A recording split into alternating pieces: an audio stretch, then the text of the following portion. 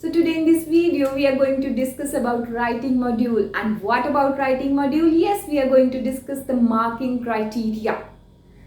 Students marking criteria सानू पता होना बहुत ज़्यादा इंपॉर्टेंट है। ये सानू पता होना उन्ना ही इंपॉर्टेंट है जिन्ना कि असी इफेक्टिव वे दे नाल अपनी प्रिपरेशन स्टार्ट करिए, चाहे वो किसी भी मॉड्यूल की राइटिंग कर रहे हैं या स्पीकिंग कर रहे हैं और any other else module.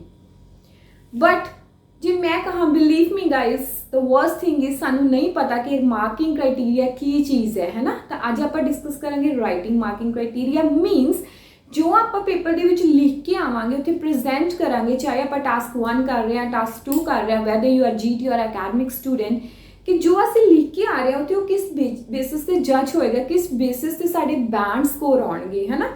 That is called your marking criteria. हुण देखो जिहड़े एग्जामिनर्स ने ना उन्होंने ऑलरेडी 4 पैरामीटर सैट किए हुए हैं जिस दे बेसिस से वो सानू बैंड स्कोर दिंदे हैं।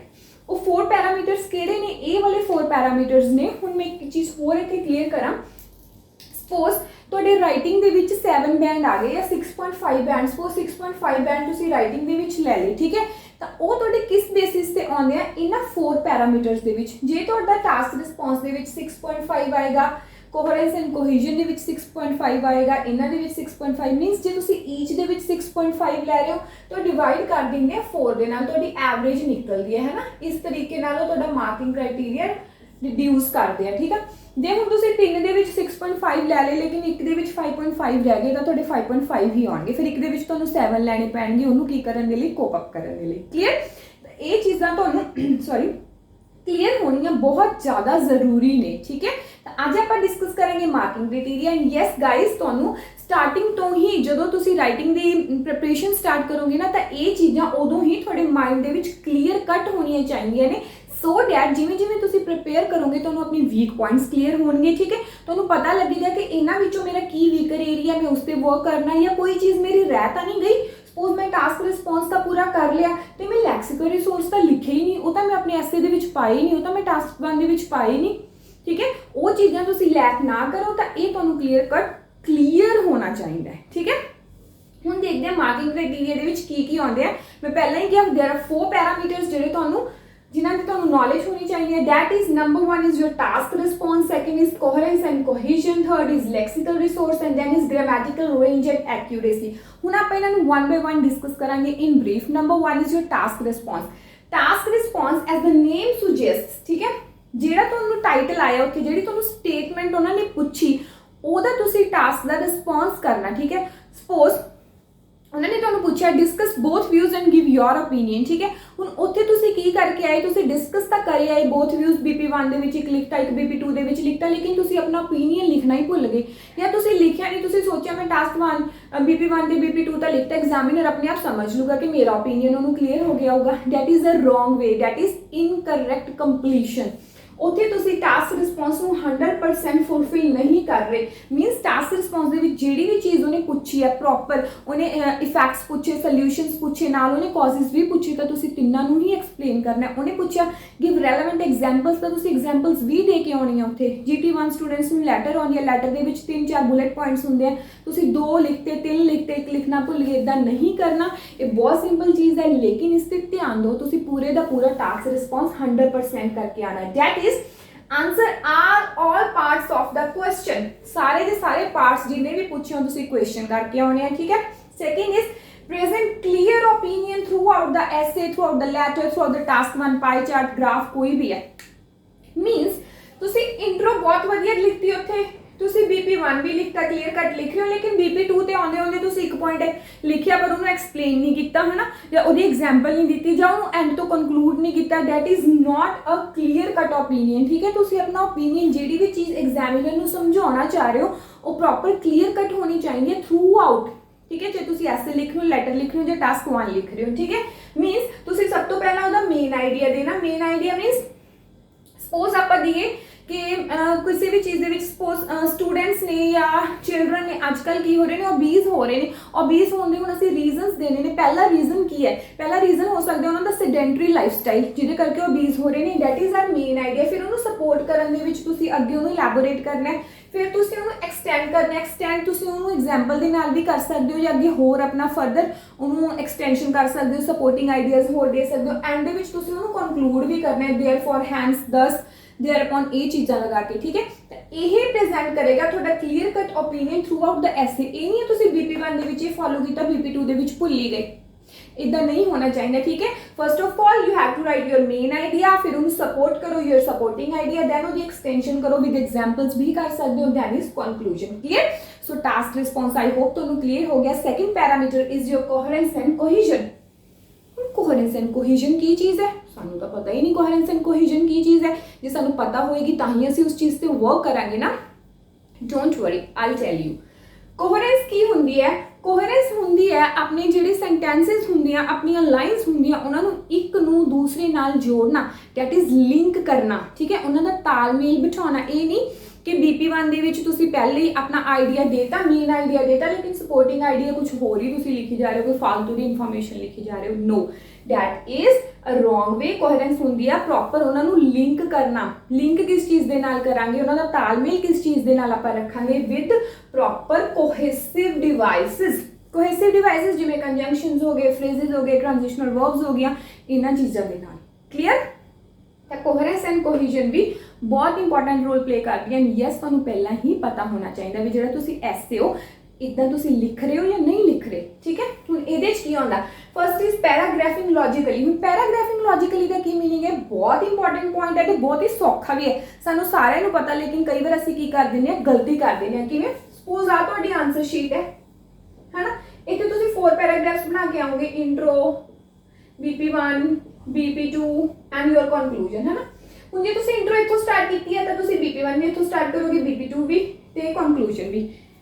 जे तुसीं इंट्रो दी 5 to 6 लाइन्स लिख रहे हो तां तुसीं कंक्लूजन दी भी 5 to 6 लाइन लिख के आओगे, या 4 to 5 लिख सकते हो। जे तुसीं BP1 they which 11 to 15 lines लिख रहे हो, सेम वे तुसीं BP2 दे विच लिख के आ सकते हो, ठीक है। हल्का जिहा 1-2 लाइन ऊपर नीचे हो सकती है, ये नहीं तुसीं BP2 दा 20 लाइन्स दा लिखता ते BP1 20 दा लिखता, BP2 बेचारा 12 लाइन्स दा रह गया या 10 लाइन दा रह गया, इदां नहीं करना, ठीक है। पैराग्राफ में लॉजिकल करना, और ये भी नहीं करना इंट्रो तुसीं इत्थों स्टार्ट कर ली ते BP1 तुसीं इत्थों स्टार्ट कर रहे हो, ये भी चीज़ां नहीं होनी चाहिए। क्लियर? तो पैराग्राफ लॉजिकली बहुत सिंपल पॉइंट है, लेकिन दिमाग दे विच होना चाहिए कि किवें करना है।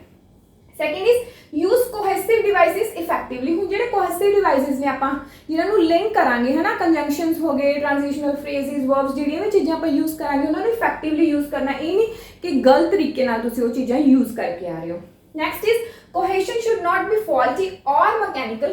इन्हां चीज़ां दा की मतलब, फॉल्टी ते मैकेनिकल। सपोज तुसीं अपने किसी पैरा दे विच वाइल भी यूज कर लिया ते बट भी यूज कर लिया, यूज दोनों कर ले, पर जिहड़ी उन्हां दी यूसेज कीती वो गलत करती, तुहानूं पता ही नहीं कि एग्जैक्ट यूसेज की है, ठीक है। तो यूज करके भी चीज़ां तुसीं गलत कर दोगे, इट्स कॉल्ड फॉल्टी।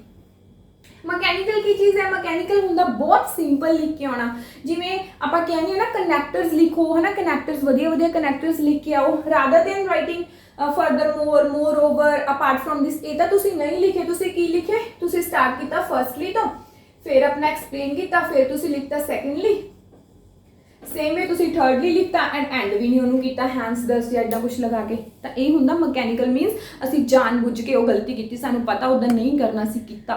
फर्स्टली की जगह टू कमेंस विद लिख सकते हो, द मोस्ट प्रोमिनेंट वन लिख सकते हो, है ना। सैकेंडली की जगह फर्दर मोर, मोर ओवर लिख सकते हो, अपार्ट फ्रॉम दिस लिख सकते हो, बिसाइड लिख सकते हो, बिसाइड दिस लिख सकते हो। ये चीज़ां यूज करो, इनकॉर्पोरेट करो to make your writing very very impressive. Clear?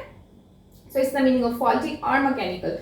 D is use clear referencing. Clear referencing means सानू countable ते uncountable दा पता ही नहीं, सानू पता नहीं किथे this use होना, किथे these use होना, सानू पता नहीं किथे they use होना, किथे them, किथे these use होना, किथे those use होना। ये चीज़ां क्लीयर होनी बहुत ज़रूरी ने गाइस, तुहानू पता होना चाहिए, ठीक है। ये बहुत सिंपल चीज़ां हो सकता है मोस्ट ऑफ द स्टूडेंट्स में बहुत ज़्यादा सिंपल लग रहे होंगे, मैम की समझा रहे हैं, ठीक है, पर कईयां नू हो सकते बहुत ज़्यादा डिफिकल्ट लग रहे हो, तो कईयां नू सुनते सुनते वीडियो समझते पता भी लग रहा होगा कि मैं ये चीज़ां इत्थे गलती कर रहा, ताही हर बार जो मैं पेपर देना मेरा बैंक 6 ते ही रह जाते हैं, राइटिंग दे विच मेरी 7 की रिक्वायरमेंट है, मैं 6.5 ते ही रह जाना, ठीक है। So avoid these mistakes, rectify if you are doing these, to rectify. Clear? Third is your lexical resource. Lexical resource ਦੇ ਵਿੱਚ ਕੀ ਹੁੰਦਾ? Lexical resource ਦੇ ਵਿੱਚ ਆਉਂਦਾ your vocabulary. ਵੋਕੈਬਲਰੀ ਬਾਰੇ ਸੁਣਿਆ ਤਾਂ ਬਹੁਤ ਹੋਏਗਾ, ਸਾਰੇ ਕਹਿੰਦੇ ਵੋਕੈਬਲਰੀ ਯੂਜ਼ ਕਰੋ ਬਟ ਉਹਦੀ ਐਗਜ਼ੈਕਟ ਯੂਸੇਜ ਬਹੁਤ ਇੰਪੋਰਟੈਂਟ ਹੈ, ਠੀਕ ਹੈ। That is sufficient range of vocabulary. ਜੇ ਤੁਸੀਂ ਵਾਈਡ ਰੇਂਜ ਆਫ ਵੋਕੈਬਲਰੀ ਨਹੀਂ ਯੂਜ਼ ਕਰ ਸਕਦੇ ਤਾਂ sufficient range of vocabulary use ਕਰੋ and there should be few spelling errors, ठीक है। ਅਤੇ ਰੈਪੀਟੀਸ਼ਨ ਵੀ ਨਹੀਂ ਹੋਣੀ ਚਾਹੀਦੀ। ਹੁਣ ਦੇਖੋ ਜੇ ਤੁਹਾਨੂੰ ਐਡਵਰਟੀਜ਼ਮੈਂਟਸ ਤੇ ਆਇਆ ਜਾਂ ਫਿਰ ਤੁਸੀਂ ਸਪੋਜ਼ ਬਿਕਾਜ਼ ਮੈਂ ਇੱਕ ਵਰਡ ਲਗਾਵਾਂ, ਬਿਕਾਜ਼ ਇੰਨਾ ਯੂਜ਼ ਹੁੰਦਾ ਕਿ ਅਸੀਂ ਐਗਜ਼ਾਮੀਨਰ ਨੂੰ ਪਕਾ ਦਿੰਦੇ ਹਾਂ ਬਿਕਾਜ਼ ਯੂਜ਼ ਕਰਕੇ ਹੈ ਨਾ। ਬਿਕਾਜ਼ ਦੇ ਸਿਨੋਨਿਮਸ ਯੂਜ਼ ਕਰੋ, ਬਿਕਾਜ਼ ਦੀ ਜਗ੍ਹਾ ਤੁਸੀਂ ਕੀ ਐਡ ਕਰ ਸਕਦੇ ਹੋ, ਬਾਈ ਡਿੰਟ ਆਫ, ਬਾਈ ਵਰਚੂ ਆਫ, ਇਹ ਚੀਜ਼ਾਂ ਯੂਜ਼ ਕਰੋ ਹੈ ਨਾ। ਉਹਦੇ ਨਾਲ ਕੀ ਹੋਏਗਾ, ਤੁਹਾਡੀ ਵੋਕੈਬਲਰੀ ਹੈ ਜਿਹੜੀ ਆ ਸਿੰਪਲ ਤੁਸੀਂ ਵਰਡਸ ਲਿਖਦੇ ਹੋ ਰਿਪੀਟ ਨਹੀਂ ਹੋਣਗੇ, ਰੈਪੀਟੀਸ਼ਨ ਅਵੋਇਡ ਕਰੋ। ਹੁਣ ਥਿੰਕ ਹੈ, ਉਹਨੇ ਕੁਐਸਚਨ ਸਟੇਟਮੈਂਟ 'ਚ ਪੁੱਛ ਲਿਆ ਸਮ ਪੀਪਲ ਥਿੰਕ ਹੈ ਨਾ, ਅਸੀਂ ਇੰਟਰੋ ਦੇ ਵਿੱਚ ਵੀ ਥਿੰਕ ਹੀ ਪਾ ਦਾਂਗੇ, ਠੀਕ ਹੈ। ਅਸੀਂ BP1 BP2 ਦੇ ਵਿੱਚ ਥਿੰਕ ਪਾਈ ਜਾਵਾਂਗੇ, ਕਨਕਲੂਜਨ ਦੇ ਵਿੱਚ ਫਿਰ ਓਪੀਨੀਅਨ ਦੇਣ ਲੱਗੇ ਥਿੰਕ ਪਾ ਦਾਂਗੇ। ਤੁਸੀਂ ਬਿਲੀਵ ਯੂਜ਼ ਕਰੋ, ਪੌਂਡਰ ਯੂਜ਼ ਕਰੋ, ਜੇ ਆਈਡੀਆ ਯੂਜ਼ ਕਰਨੇ ਨੋਸ਼ਨ ਯੂਜ਼ ਕਰੋ, क्लियर। वोकैबलरी ਤੇ मैं भी बहुत सारी वीडियोस बेसिक वर्सेस एडवांस ਦੀਆਂ ਬਣਾਉਣੀ ਰਹਿਣੀ ਹੈ, ਸ਼ਾਰਟਸ ਤੁਸੀਂ ਉਹਨਾਂ ਨੂੰ ਰੈਫਰ ਕਰ ਸਕਦੇ ਹੋ ਜਾਂ ਜਿੱਥੋਂ ਵੀ ਤੁਹਾਨੂੰ ਵੋਕੈਬਲਰੀ ਮਿਲਦੀ ਹੈ। ਗਾइस ਗ੍ਰੈਬ ਇਟ, ਕਿਉਂਕਿ ਬਹੁਤ ਇੰਪੋਰਟੈਂਟ ਰੋਲ ਪਲੇ ਕਰਦੀ ਹੈ ਤੁਹਾਡੀ ਆਇਲਸ ਦੇ ਵਿੱਚ ਜੇ ਤੁਸੀਂ ਬੈਂਡ ਸਕੋਰ ਅਚੀਵ ਕਰਨਾ ਹੈ, ਯੋਰ ਡਿਜ਼ਾਇਰਡ ਬੈਂਡ ਸਕੋਰ, ਠੀਕ ਹੈ। ਐਂਡ ਫਿਊ ਸਪੈਲਿੰਗ ਐਰਰਸ, ਜੇ ਇੱਕ ਦੋ ਸਪੈਲਿੰਗ ਐਰਰਸ ਹੋਣਗੇ ਉਹ ਚੱਲ ਜਾਂਦੇ ਆ, ਠੀਕ ਹੈ। ਬਾਕੀ ਚੀਜ਼ਾਂ ਵਧੀਆ ਨੇ, ਇੱਕ ਦੋ ਸਪੈਲਿੰਗ ਐਰਰਸ ਨੇ ਉਹ ਚੱਲ ਜਾਣਗੇ, ਬਟ ਅਗਰ ਬਹੁਤ ਜ਼ਿਆਦਾ ਸਪੈਲਿੰਗ ਐਰਰਸ ਕਰ ਰਹੇ ਹੋ फिर वर्क नहीं करेगा, ठीक है। जे इदा है तो सैपरेट कॉपी बनाओ तो 5 टाइम्स लिखो। हूँ कहोगे बच्चे नहीं आ, बच्चे ही हो, इदा ही चीज़ा तुम ठीक कर पाओगे, ठीक है। Last is your grammatical range and accuracy.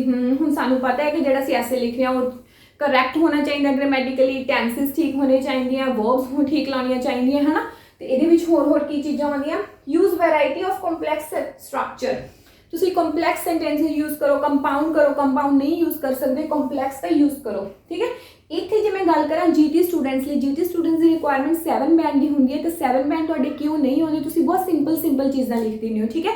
ਤੁਸੀਂ ਯੂਜ਼ ਕਰੋ ਜਿਵੇਂ ਮੈਂ ਹੁਣ ਕਿਹਾ ਬਿਕਾਜ਼ ਨੂੰ ਅਵੋਇਡ ਕਰਕੇ ਜੇ ਬਾਈ ਡਿੰਟ ਆਫ, ਬਾਈ ਵਰਚੂ, ਇਹ ਚੀਜ਼ਾਂ ਨਾਲ ਤੁਸੀਂ ਟਰਾਈ ਕਰੋਗੇ। ਬਾਈ ਐਡਵੈਂਟ ਆਫ ਵਿਚ ਕਰਕੇ ਉਹਨਾਂ ਨੂੰ ਕੰਪਲੈਕਸ ਸਟਰਕਚਰਸ ਬਣਾਓ, ਯੂਜ਼ ਕਰੋ, ਠੀਕ ਹੈ। Next is ਪੰਕਚੁਏਸ਼ਨ। Punctuation is very essential. Punctuation plays an important role in your IELTS exam when you are writing, है ना। कुछ भी राइट कर रहे हो तो पता होना चाहिए फुल स्टॉप कितने पेगा, कॉमा कितने पेगा, सेमीकोलन, क्वेश्चन मार्क, ये चीज़ां जरूर यूज़ होंदियां ते तुहानू अवेयरनेस होनी चाहिए, तुहानू पता होना चाहिए।